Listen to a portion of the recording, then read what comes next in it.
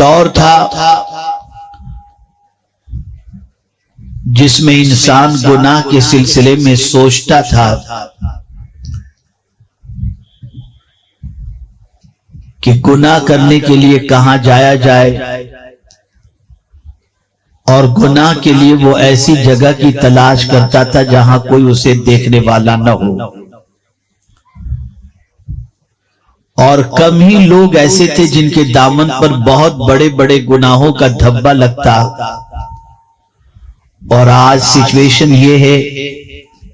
کہ social media کی بنیاد پر، انٹرنیٹ کی بنیاد پر برائیوں کا سیلاب اس طریقے سے پورے معاشرے کو اپنی لپیٹ میں لیے ہوئے ہے کہ اب پاک دامن بچی اور پاک دامن بچہ ملنا یہ ذرا مشکل سا نظر آتا ہے، لیکن ایسا بھی نہیں کہ آج کے دور میں پاک دامن بچے اور بچیاں نہیں ہیں، لیکن اب پاک دامن بچے اور بچیوں کا ملنا کامیاب ضرور ہو چکا ہے۔ یہ بات اچھی طریقے سے ذہن میں رکھیں کہ آدمی گناہ کی طرف کب بڑھتا ہے، اور خاص طور پر مسلم معاشرے میں بسنے والے بچے اور بچیاں جب بھی برائیوں کی طرف قدم بڑھانا چاہتے ہیں تو آج بھی کسی حد تک غیرت ایمانی ان کے اندر موجود ہے، اور رشتہ داروں کا لحاظ بھی ان کے اندر موجود ہے، اور معاشرے کا ڈر بھی ان کے اندر موجود ہے کہ وہ گناہ کے حوالے سے اب بھی ایسی تنہائی کے متلاشی ہوتے ہیں جہاں ان کو گناہ کرتے ہوئے کوئی دیکھ نہ سکے۔ ابھی بھی اس طریقے کا حال نہیں ہوا کہ بے باکی کے ساتھ سارے انسانوں کے سامنے بد کرداری کا مظاہرہ کریں اور گناہوں سے اپنے دامن کو آلودہ کریں، لیکن جس تیزی کے ساتھ گناہ کے اندر یہ معاشرہ بڑھ رہا ہے، بعید نہیں کہ اللہ خیر فرمائے کہ آنے والے دنوں کے اندر کہیں ایسا نہ ہو کہ بد کرداری نام کی کوئی چیز نہ رہ جائے، بلکہ حد بد کرداری ضرورت بن جائے اور معاشرے کے اندر با کردار انسانوں کا ملنا مشکل ہو جائے۔ یہ بات اچھی طریقے سے یاد رکھیں کہ گناہ انسان کب کرتا ہے۔ گناہ کرتے وقت اس کے ذہن میں یہ بات رہتی ہے کہ مجھ سے کوئی گناہ کی پرسش کرنے والا نہیں، مجھے اپنے کرتوت کی سزا بھگتنے کا کوئی معاملہ نہیں، اور اگر ایک جملہ آپ کی سماعتوں کے حوالے کر دوں تو غلط نہ ہوگا، اور وہ جملہ یہ ہے کہ آج یہ بات بہت تیزی کے ساتھ پھیل رہی ہے، اور یہ جملہ زبان پر لوگوں کے آنے لگا ہے، میرا جسم میری مرضی، میں جس طرح چاہوں اپنے جسم کا استعمال کروں، جہاں چاہوں اپنے جسم کو استعمال کروں، جس طریقے سے چاہوں اپنے جسم کا استعمال کروں، مجھ سے میرے جسم کے اس متعلق کون پوچھنے والا ہے اور کس کو مجھے جواب دینا ہے۔ یہاں میں یہ بات عرض کر سکوں تو بہتر ہوگا کہ جسم آپ کا نہیں، اللہ کا دیا ہوا اللہ کی ایک امانت ہے، آپ اس کو اپنی مرضی کے مطابق استعمال نہیں کر سکتے۔ اللہ عز و جل نے جسم کے استعمال سے متعلق قانون عطا فرمایا،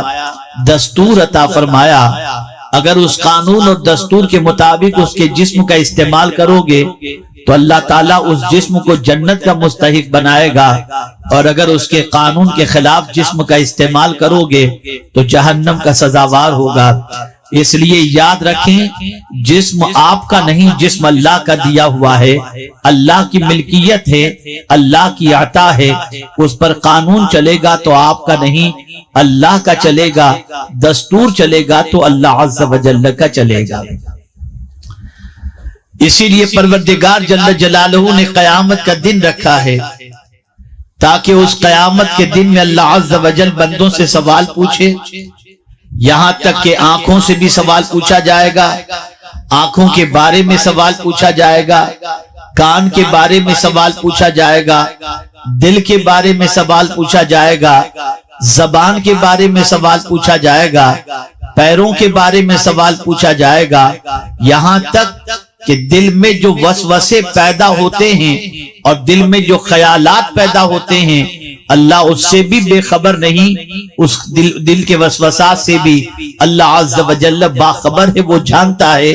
اس لیے اگر کوئی اپنی نیتوں کے اندر کوئی فطور بھی رکھتا ہے تو وہ یہ نہ سمجھے کہ اس کی نیت کے حوالے سے کوئی بے خبر ہے۔ اللہ قادر مطلق خود ارشاد فرماتا ہے یعلم ما توسوس به نفسہ ونحن اقرب الیہ من حبل الورید، اس سے کوئی دل کا وسوسہ بھی پوشیدہ نہیں، نہ کوئی نفس کا خیال پوشیدہ ہے۔ ان اللہ علیم بذات الصدور، بے شک وہ دلوں کے بھید کو جانتا ہے اور دل کے بارے میں وہ اچھی طریقے سے واقفیت رکھتا ہے۔ میں نے یہ دل کے حوالے سے بات اس لیے کی کہ آج کل ہماری بہنیں یہ کہتی بھی دکھائی دیتی ہیں کہ یہ پردے کی کیا ضرورت ہے، دل میں پردہ ہونا چاہیے۔ تو میں جانتا ہوں کہ دل میں پردہ کتنا ہوتا ہے اور کتنا نہیں ہوتا۔ اللہ کے رسول صلی اللہ تعالی علیہ وسلم سے زیادہ کون اس کو محسوس کرنے والا ہے، لیکن رحمت عالم صلی اللہ تعالی علیہ وسلم نے مرد و زن کے تنہائی میں ملنے کے حوالے سے، اجنبی مرد اور اجنبی عورت کے تنہائی میں ملنے کے حوالے سے جو ممانعت رکھی ہے تو اس کی وجہ بھی سب سے بڑی یہی تو ہے تاکہ جو ہے وہ شیطان شامل ہو کر کسی برائی کی طرف مائل نہ کر دے۔ اے خواتین اسلام، اس بات کو اچھی طریقے سے ذہن میں رکھیں کہ آج کے دور کے اندر چھپ کر کے گناہ اگر کوئی کرنا چاہے، اگر واٹس ایپ کے ذریعے چیٹنگ کر کے گناہ کرنا چاہے، فیس بک کے ذریعے گناہ کرنا چاہے اور اس طریقے سے آوارہ گردی کے شکار ہو کر کہیں کسی جگہ پر ملنے کا مقام سیٹ کر کے پھر گناہ کی طرف بڑھنا چاہے تو تم دنیا کے انسان سے چھپ سکتے ہو، دنیا کے انسان سے اوجھل ہو سکتے ہو، لیکن اللہ رب العزت جل جلالہ سے چھپ کر کے کوئی کہیں بھی گناہ نہیں کر سکتا۔ اسی لیے میں نے قرآن مقدس کی ایک ایسی آیت کریمہ کی تلاوت کا شرف حاصل کیا ہے جس میں حضرت لقمان نے اپنے بیٹے کو جو نصیحت فرمائی، اللہ اکبر، حضرت لقمان کی نصیحتیں اتنی عظیم تھیں کہ اللہ عز و جل نے حضرت لقمان کی نصیحت کو اپنی کتاب کے اندر جگہ عطا فرمائی۔ حضرت لقمان اپنے بیٹے سے کیا فرما رہے ہیں؟ غور سے آج میری بچیاں خواتین اسلام اس بات کو سماعت کریں۔ یا بنیہ، اے میرے بیٹے، انہا ان تک مثقال حبۃ من خردل فتکن فی صخرۃ، اے میرے بیٹے اگر تو پہاڑ کی کسی چوٹی پر یا کسی غار میں کہیں بھی جا کر کے اگر تو گناہ کر، او فی السماوات او فی الارض، یا زمین میں کہیں بھی یا آسمان میں کہیں بھی، یأتی بہا اللہ، بے شک اللہ اس کو لائے گا۔ جگہ کا سلیکشن دیکھیے، ایک باپ کی ذمہ داری اور ایک ماں کی ذمہ داری اپنی اولاد کو نصیحت کے سلسلے میں کتنی عظیم ہونی چاہیے، یہ آیے کریمہ اس کی نشاندہی کر رہی ہے۔ حضرت لقمان اپنے بیٹے کو اس دور کے اندر گناہ سے بچنے کے حوالے سے فرما رہے ہیں اور گناہ کے سلسلے میں اس کو تنبیہ کرتے نظر آتے ہیں۔ جس دور کے اندر گناہ کے اتنے ذرائع موجود نہیں تھے، گناہ کے اتنے وسائل موجود نہیں تھے، گناہ کی طرف مائل کرنے والی اتنی چیزیں نہیں تھی، اس زمانے میں ہوائی جہاز کا دور نہیں تھا، لیکن قربان جائیے حضرت لقمان کے ارشاد پر کہ ارشاد فرماتے ہیں کہ ذرے کے برابر بھی، حبے کے برابر بھی، دانے کے برابر بھی اگر پہاڑ کے کسی غار کے اندر یا پہاڑ پر یا گنبد پر کہیں بھی جا کر اگر کوئی شخص گناہ کرتا ہے یا زمین میں کہیں یا آسمان میں کہیں، اللہ اسے لائے گا۔ میں حیران ہوں یا اللہ، جب آسمان میں گناہ کیسے انسان کرے گا، تو آج کے دور میں ہوائی جہاز میں سفر کرنے والا انسان اس چیز کو محسوس کر سکتا ہے کہ آسمانوں میں بھی پہنچنے کے بعد، خلا میں پرواز کرنے کے بعد بھی انسان اپنے دامن کو گناہوں سے آلودہ کرتا ہے۔ اور اسی طریقے سے میرے پیارے آقا صلی اللہ علیہ وسلم کے پیارے دیوانوں، زمین میں بھی بہت سارے مقامات ایسے بنائے گئے جہاں پر انسان چھپ کر کے گناہ کر سکتا ہے، لیکن قرآن کہہ رہا ہے، حضرت لقمان کہہ رہے ہیں، زمین کا کوئی چپا بھی اللہ سے پوشیدہ نہیں، آسمان کا کوئی علاقہ بھی اللہ سے پوشیدہ نہیں، پہاڑ کی کوئی غار بھی اللہ سے پوشیدہ نہیں۔ اگر رائے کے دانے کے برابر بھی کسی جگہ پر کوئی گناہ کرے گا، یاتی بہ اللہ اسے لائے گا، اور پھر اس کے بعد کے جملے کے اندر اللہ کی قدرت، اللہ کی شان، اللہ کی ذات کی کیفیت کا ذکر فرما کر اللہ عز و جل کے مقبول بندے حضرت لقمان نے اللہ کی شان بیان فرمائی، ان اللہ لطیف خبیر، کہ بے شک وہ باریکی سے جاننے والا ہے۔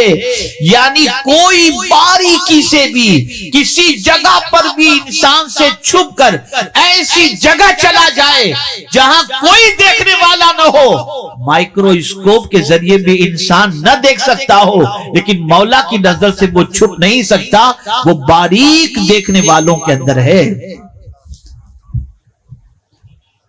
میرے پیارے آقا صلی اللہ تعالی علیہ وسلم کے پیارے دیوانوں، اس کو دوسرے اینگل سے آپ محسوس کر سکتے ہیں کہ آپ کہیں بھی جائیں تو آج کل اس طریقے سے سی سی ٹی وی لگا ہوا رہتا ہے، اور اس کے اندر لکھا ہوتا ہے کہ آپ سی سی ٹی وی کی زد میں ہیں، یعنی دکان پر گئے سی سی ٹی وی کی زد میں ہیں تو آپ سنبھل جاتے ہیں کہ دکان میں کیسے کھڑا رہنا ہے، کوئی مال تو چوری نہیں کر رہے ہیں۔ اس طریقے سے اگر کوئی خیانت کرے، کوئی چوری کرے تو ٹی وی کے ذریعے اس کو پکڑ لیا جاتا ہے۔ میں پوچھنا چاہتا ہوں، بہت سارے ایسے بھی ہوتے ہیں جو کیمرہ کی لائن آن آف کر دیتے ہیں اور اس کے بعد چوری ہو جاتی ہے، لیکن باریکی سے اگر کیمرہ دیکھنے والا اچھی طریقے سے دیکھنے کی صلاحیت رکھتا ہے تو میں آپ سے پوچھنا چاہتا ہوں، اس سے زیادہ بھی باریکی سے دیکھنے والی ذات میرے مولا کی ہے، اس لیے کہ کیمرہ تو ظاہری وجود کو دیکھتا ہے اور اللہ تو دل کے چھپے ہوئے بھید کو بھی جان رہا ہے۔